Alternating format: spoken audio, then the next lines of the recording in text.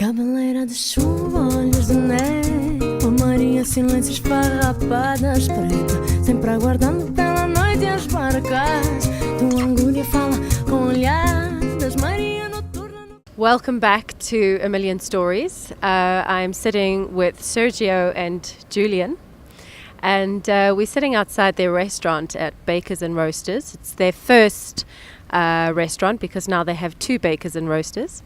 But welcome, Sergio and Julian. Thank you. So I think let's just start from the beginning. For me, I was introduced to this restaurant a little while ago by a Kiwi friend of mine who you guys have seen many times in the restaurant, Debs. And I mean, you guys even know it's your restaurant is so super busy. And then of course that got me interested to read a little further about you guys, and then I read your story and I was really keen to share that story with everyone. I'm not usually used to interviewing two people, so we're just gonna go with the flow. I think let's just start from the beginning. Let's tell that story that you even tell on your website. You guys met in West Hollywood. Who would like to start? Julian. Yeah, no, we met in West Hollywood. It was 2006? Yeah, 2006. I used to fly for Air New Zealand, so I was in the London base and used to be in LA maybe 3 nights a week. And what were you doing for Air New Zealand? Air New Zealand at their London base. So our only route was London LA. That was the only one that I was on. So yeah, they're 3 nights a week, so LA was kind of like a playground. And then we met out one night, and then rest was history. And then I continued flying for maybe 8 more years. Sergio was living there; he had a restaurant there as well, and then we just saw each other every week. Yeah, basically. So you're a couple as well. Yeah. So actually, you're not the first couple that we've met who are in a restaurant business together. But okay, so you had a restaurant, Sergio. So tell us about that. I had a restaurant with my ex-partner in LA. It was a Brazilian steakhouse. Was still there, and very successful. And so that's where I got my first experience with opening restaurants. Yeah. So are you a chef, or what's your background? No, I'm not a chef. I do everything inside a restaurant. But it was setting up restaurants. That's what I think my strength in restaurants is setting up, is building, setting up the inside of the restaurant, systems, the way things should work, the way that the bar should work, the way the kitchen should work. Yeah. And you're from Brazil? Brazil, yes. So what initially took you to West Hollywood then? I left Brazil to study English. I was sick of Brazil a little bit. Yeah. And I was ready for something different, and I decided to learn English, and then I went to America. So you decided I'm going to learn English. I'm going to go to West Hollywood. I took a detour until I got to West Hollywood, but I first arrived in Massachusetts. I was there for 2 months, and then I went to New York. I didn't like the cold. It was winter, and I wanted a better weather, and I decided to go to LA, and then I just went to LA. And because A Million Stories is basically about meeting people who are doing what they love. Mm-hmm. Clearly you guys are doing what you love, because you've created something amazing that people get so much joy from. Did you know when you were younger that you were going to go into the restaurant business? When did this come about for you? Your creativity is setting up restaurants. Yeah. So how did that all come about? I guess it is for me and Julian as well. We both always thought of opening restaurants, and then when we met, it was something that we always spoke about, opening a restaurant.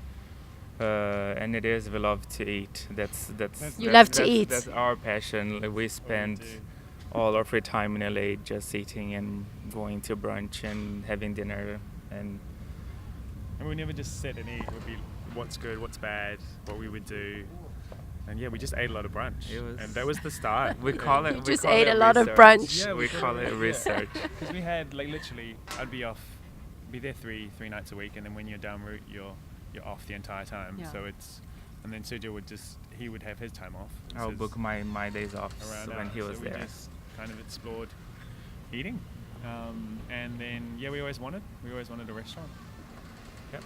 So when you were younger, Julian, you wanted a restaurant my auntie was a chef. All my aunties on my dad's side, they all cooked, and we had big family gatherings. Mum, she was always cooking.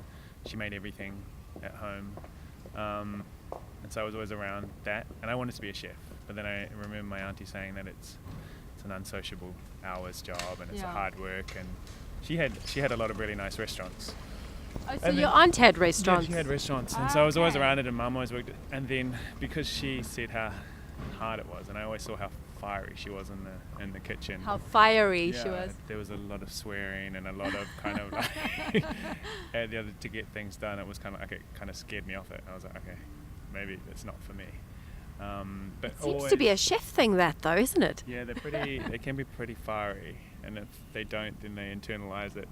It's a lot of pressure. Yeah. In there. I wouldn't want to do it on a day-to-day basis. We do it sometimes, especially at the start. It was the idea. We'd do it, and then it just took off, so we had to end up managing. I'm not a chef. I cannot do the job. You're not a chef. No. We had a chef once, and I just slapped Sergio. I was like, pull yourself together. It's way too much pressure. Yeah. Way too much pressure. I cannot do it. I like creating the recipes, but the actual job as a chef is tough. Yeah. So that you talk about, you talk about your aunt a lot. So that picture on the wall in there, is that your aunt or? That's my mom. Oh, is that your mom? My mom. Yeah, and my side of the story is that my mom was a baker. A baker. A baker, yeah. She used to do, not a professional baker, but she used to bake layer cakes to people in my small town in Brazil. Yeah.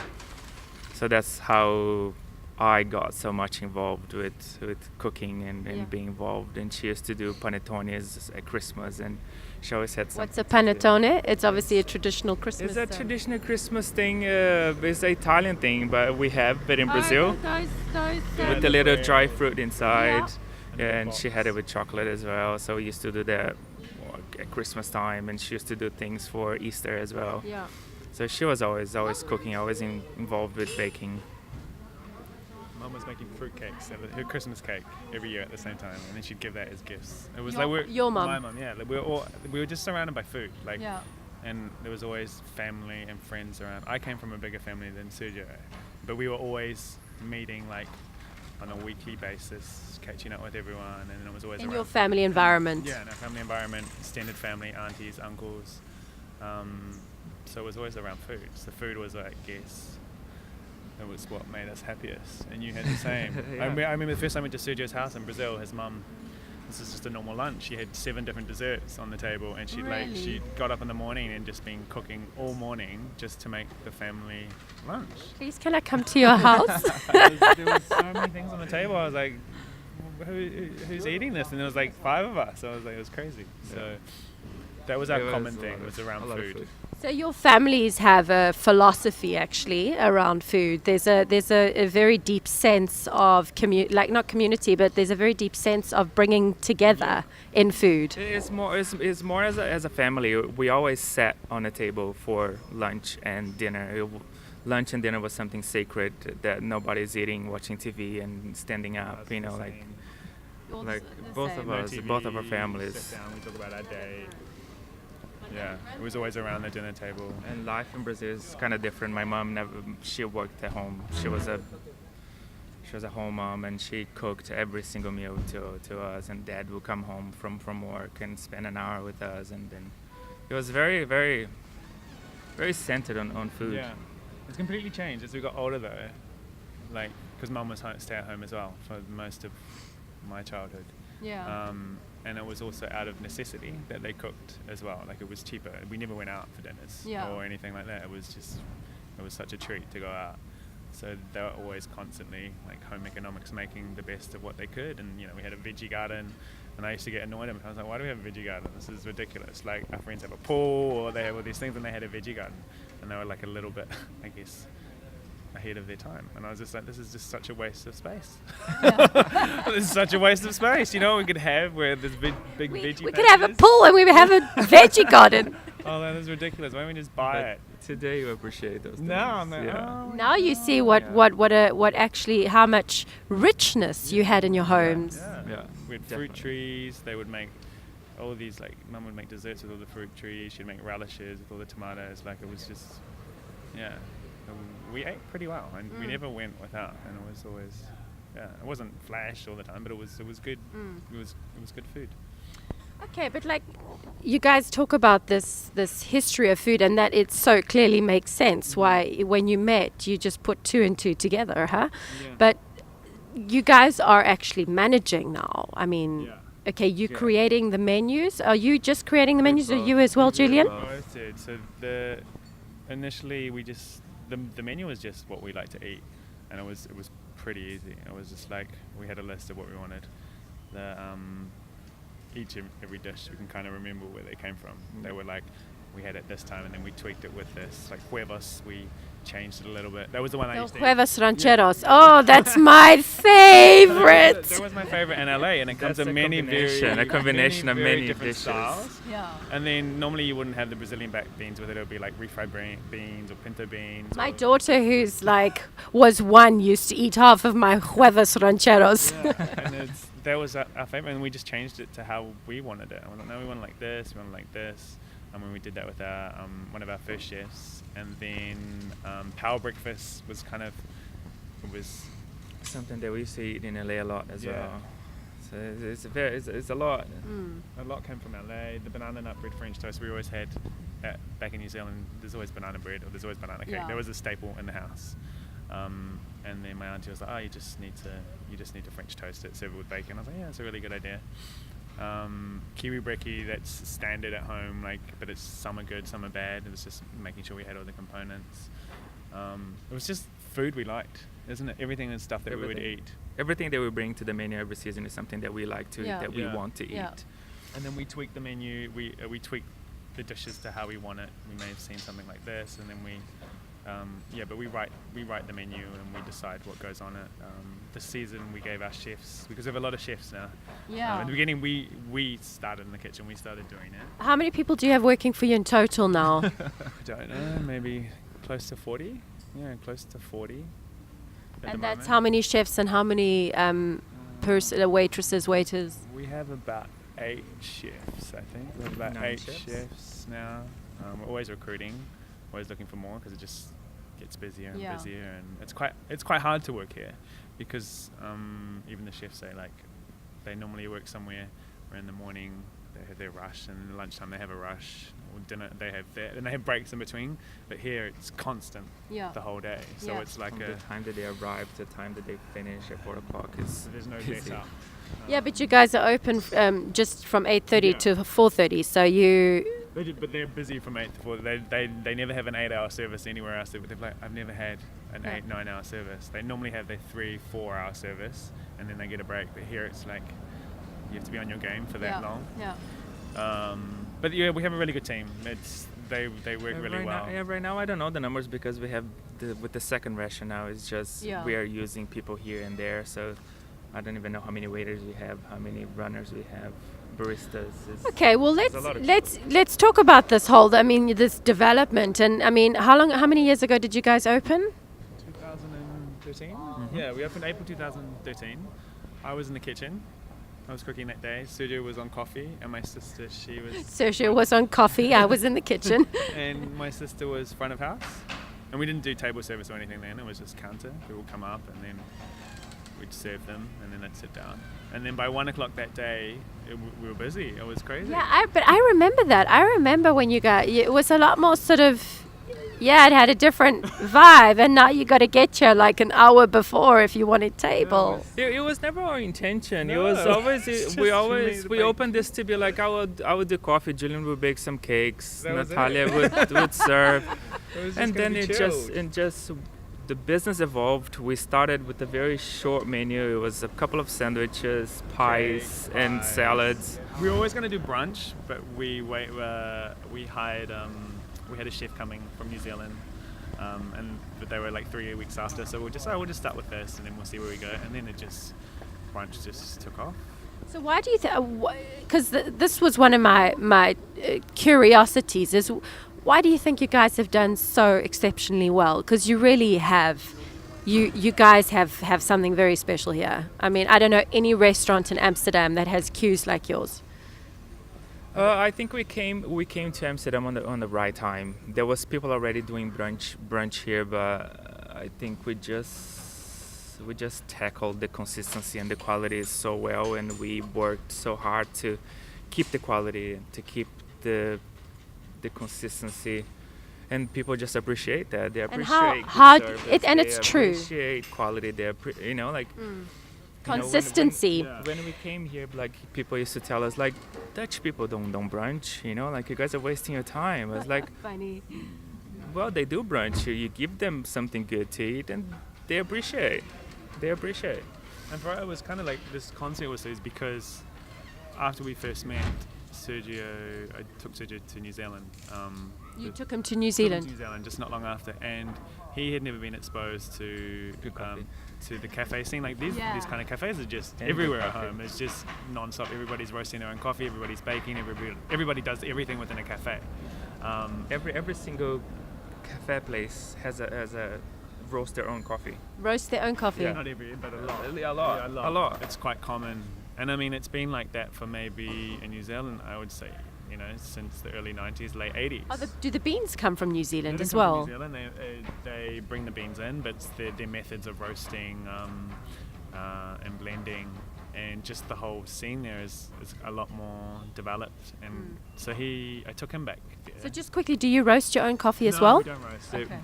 We were going to, but we ran out of space and time, and it's a whole nother business on top of running the restaurant. So we decided not to take that on, and we work with a really good team in London, Ozone Coffee Roasters, New Zealand. It's a New Zealand company. Okay. They set up a roastery there, so we have a really good relationship with them, and we can focus on the restaurant. Okay, so you're saying you took him to New Zealand, and then He saw the scene, and he was like, that was the first time he tasted coffee like this. He was like, wow, he was just kind of mesmerized by it. I'm not burning my mouth. I can just drink this. It was like, and it was amazing. And that creamy texture of the cappuccinos. The way that they texturized the milk, and it was something I haven't seen it before. And it was just constant. Like you couldn't really get a bad cup of coffee, and we would never go somewhere like Starbucks or somewhere to get a coffee. It was just A, there's hardly any of them around, and B, it wasn't the same kind of vibe. Yeah. So he was kind of amazed by that. And then when we came here to set it up, we were like, okay, we're going to set up a restaurant. What's our concept going to be? And then we're just thinking through ideas. We want to do street food. We want to do something from Brazil. Sergio done the steakhouse. He didn't want to do that again because there's too many people involved. And to run a steakhouse, you need way too many people to run. You need too many people to run a steakhouse, but you guys already have so many people. So actually, you didn't achieve that goal. That's true. And then we're like, well, should we just do like New Zealand style cafe? Just simple, easy, good coffee, good food, service. And then it kind of just evolved from that. And that was our 3 things that we always focus on. Just make sure the coffee is good, the food is good, and the service is good. And that's, we do everything possible to make sure all that is. And the hours of operation as well was a big thing about opening a hospitality business. We wanted our sociable hours. Yeah. And that is great. So I mean, that's the best. That's the best for us. Like, we can have a restaurant, you can have a busy restaurant, and you can still go for dinner at night like a happy couple.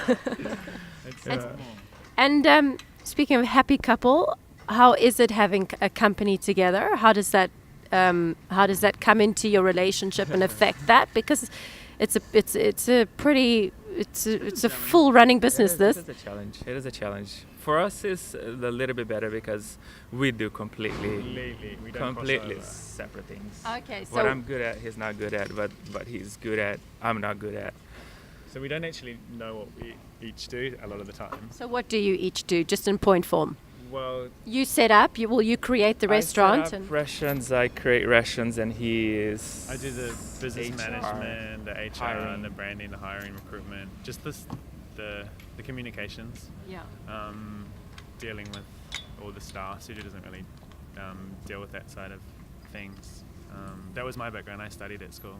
What did you study? I wanted to come to that. I did management. I did a management degree and majored in marketing and economics. So all the management side of things I look after, and all the ops, the day ops stuff, Sergio the way that the things operate and deliveries and all that kind of stuff. I'm the one that set it up. But now this is going away from sort of that daily fun creativity. So how is that for you guys? Because it is part of it. We can still finish the boring part of it and still come for brunch and it's all good. Yeah, it totally changed from day one. It goes into boring jobs to good jobs to boring jobs to good jobs to fluctuates. And there's more good jobs than bad jobs. Yeah, there's more like there's so much. You decide your day. The big key thing here is the people, like having the right people. It just makes the biggest difference.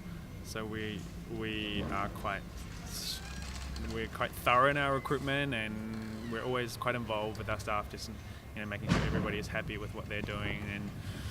And we have a really, really good team. We have a strong team, and we're able to delegate now, so that because before we were doing everything, but we just found that we can't do this. So you had to learn to delegate. And it's helping and to trust people. Tell us about that, but tell us about what the difficult things you've had, because you guys just sound like you stepped onto this skateboard and it's just taken you into a magical.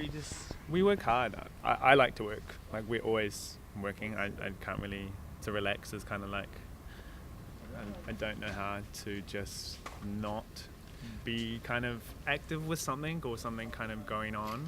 But is it that you are relaxed because you're doing something that you believe in? Yeah, totally.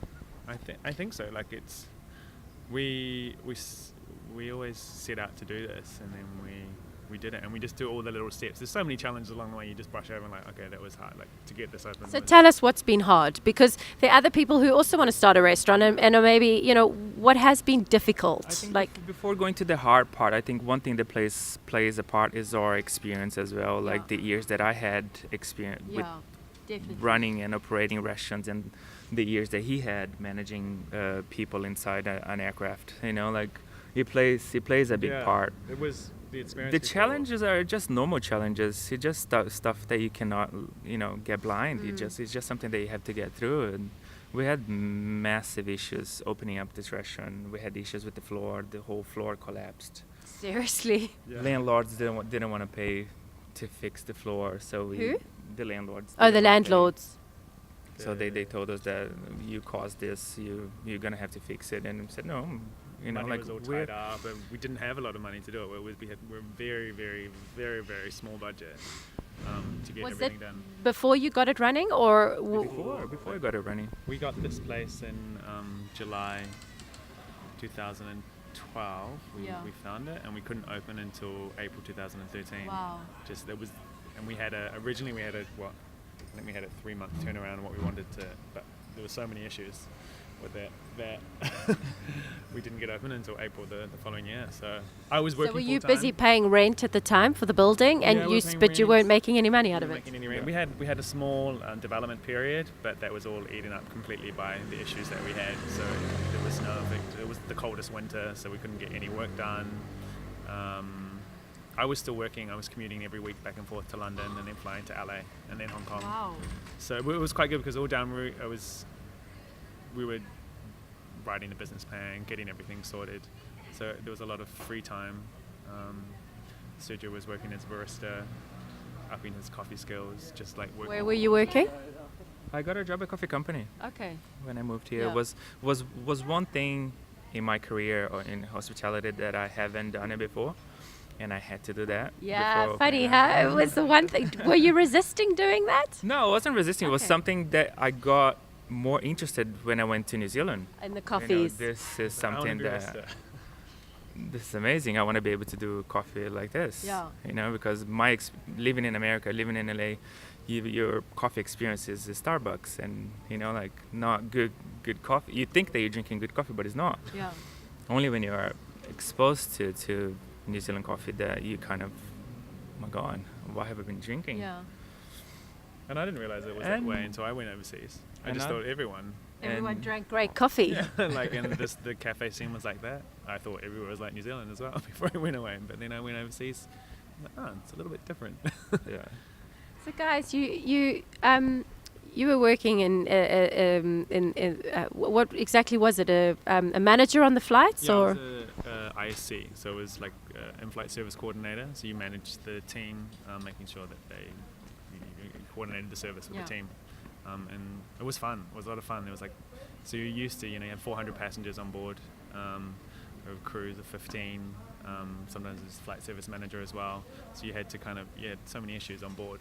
And so on the ground, it's kind of like nothing is really an issue. Up there, it's diversions, it's weather, it's life and death. Here, it's just kind of like just running the food and coffee to the table. I can imagine that's so not really. If you have an emergency, you just call 911.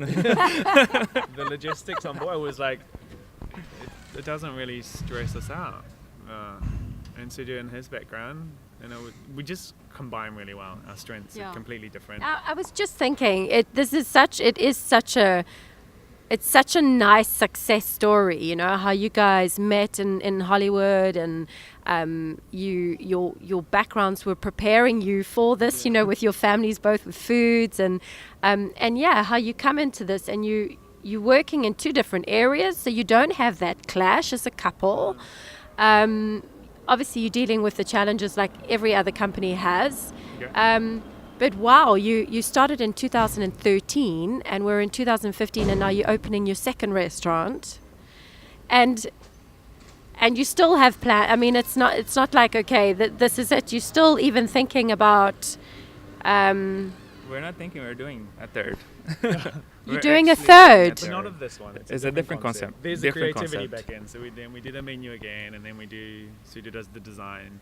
So then that keeps it interesting. What are you guys wanting to do? Take over Amsterdam? We want to have a hospitality group. No, we enjoy good hospitality. And that's one thing that we find here, which is unusual, is that the industry it's not called hospitality here. It's called Horeca. That's their acronym. And it seems completely different. And what we're trying to deliver is we like a good hospitality experience. And so when we go out, we really notice it and we appreciate it. And we think everybody deserves that, You pay good money to go out and be treated, and we want to kind of just share that with everyone, don't we? Like, we just really enjoy it. We still see gaps in the Amsterdam market. There's still so many things food-wise to develop in the city that it's stupid not to grab it. There's lots of areas. We lived in, between LA and London for 8 years. And then New Zealand and Brazil, so we're exposed to a lot of different kind of foods and concepts and way of doing things, and there's lots here that we can't get that we can get back in our home countries or back in LA and back in London, we think there's opportunities for people to kind of experience them here as well. So and good for you for grabbing them. Yes. Because you were told at the beginning, it's not going to work, and look at you now. Well, and we had a lot of support though as well, especially from our families overseas. Do you think that makes a big difference to be successful? The support from families and friends. You definitely need people to kind of, I think, you believe in you. Yeah, you have to believe in yourself, but that comes from the support around you as well. So family and friends overseas were amazing to help get this off the ground back in Brazil and back in New Zealand, because we moved here we fell in love with the city. I was going to ask you, why did you guys come to Amsterdam? We're living in London, and we were visiting friends here just for weekends. We'd do a few short breaks because it was so easy, and we just fell in love with the lifestyle like everybody else that comes here. It's a little bit, they don't like the bikes, and London was such a drag. It was so busy in there, and it was fun, but it was fun. But I was getting to 5 years living in London, and it was too much. You work so hard and you never have money to do anything, and there's so many things going on in London. So what were you doing in London? I was managing restaurants as well. I was managing restaurants. I was getting a little bit more experience in a corporation kind of land. What do you mean? Chains and opening restaurants. Okay. I was working for a big group of restaurants in London. Well, guys, I'm really I'm proud from a sort of from a human perspective. You know that you guys, you came together, you had dreams, you spoke about your dreams, you had your self-belief, your support, and you just went for it. Yeah. And that's really what it is. You just went for it, and you've dealt with challenges along the way, and you're still going for it. And you just quickly tell us what's happening with the third. Are you allowed to? Yeah, you can talk about it. I don't mind. Well, it's in the pipe. It's a beautiful building. But it is what? it's an evening concert, and it will. Well, you can tell them. It's a Mexican restaurant. It's a Mexican restaurant. Oh, and we need a good Mexican in Amsterdam. Cali-Mex is all stuff that we ate in LA that we don't have in here.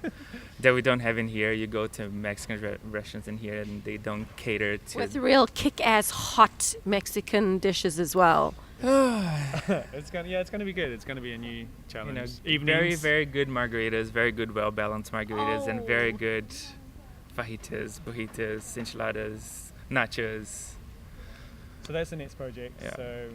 So this is what's happening now. We've just finished Bakers and Roasters Kadijk's line, and I'm now designing the new Mexican with the architect. And you have you've got the building, so you're probably in your mind while you sleep, you're creating the menus and everything. I don't sleep. But you don't mind, and you wake up feeling good. I don't mind. You know, I sleep for a few hours, and then comes like tiles, and it's okay. It's okay. It's good. It's fun. This is the fun part. Can we come visit you in your new? Yeah, of course. It's a wee way away. It's what? It's a wee way away. It's a bit of a shell. That's real Kiwi. It's a wee way away. It's a little further down the road. Yeah. So it's got a bit of work to do. And when do you plan to have that open? So we're hoping to start construction in January. Okay. If we have all the permits and everything in place, and January by March. Where exactly is it? Can I know? Don't tell if you don't want to tell, but... Albert Kuipstraat. On the Albert Kuipstraat. Yeah. Cool.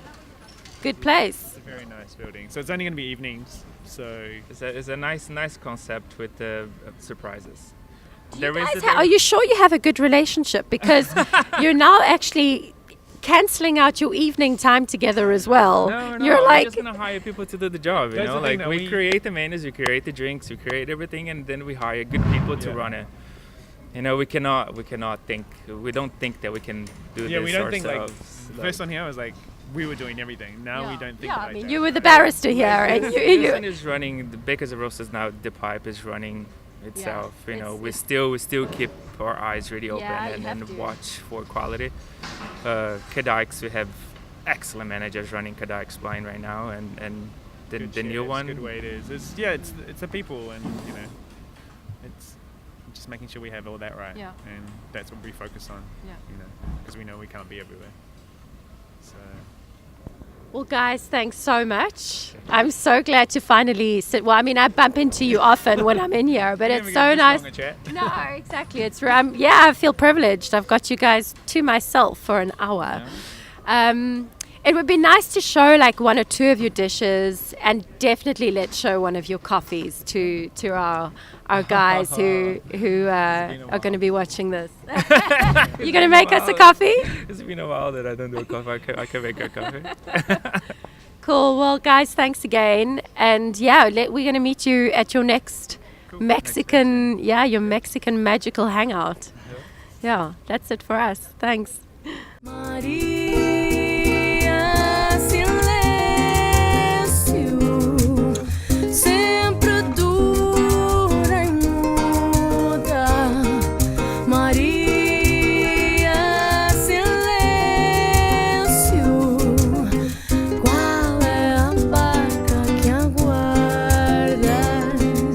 Ooh.